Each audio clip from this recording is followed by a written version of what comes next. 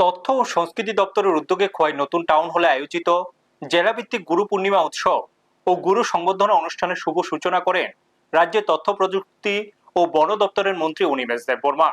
অনুষ্ঠানে বিশেষ অতিথি হিসেবে উপস্থিত ছিলেন বিধায়ক পিনাকি দাস চৌধুরী, খোয়াই আরডি ব্লকের SC sub committee chairman Samir Kumar Das, senior deputy magistrate Sajal Debnath এবং তথ্য সংস্কৃতি দপ্তরের আধিকারিক দুলাল দেববর্মা সহ বিশিষ্টজনেরা।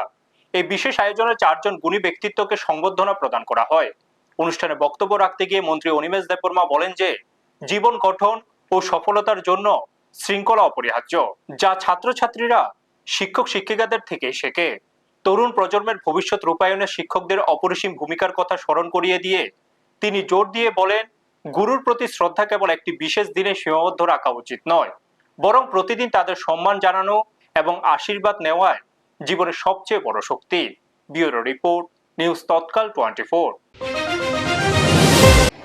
কারণ আজকের দিন আমার যারা গুরুজনরা আছে তাদেরকে প্রণাম করার বিশেষ দিন। তোমাদের যেমন শিক্ষক শিক্ষিকা আছে, আমাদের আছে।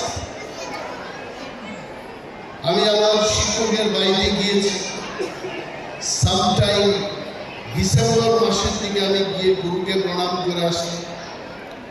আমার অনেক গুরুজনেরা আজকেও জীবিত আছেন, মিনিস্টার হতে পারে, এটা একটা পদ, কিন্তু শিক্ষার যে বিষয়টা লাইফ লং। কবিগুরু রবীন্দ্রনাথ ঠাকুর কি বলেছেন?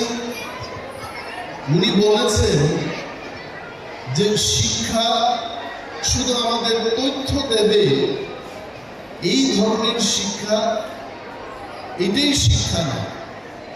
শিক্ষা ওইভাবে হতে হবে যে শিক্ষা লাভের পর আমরা সবাইকে নিয়ে যদি চলতে পারি।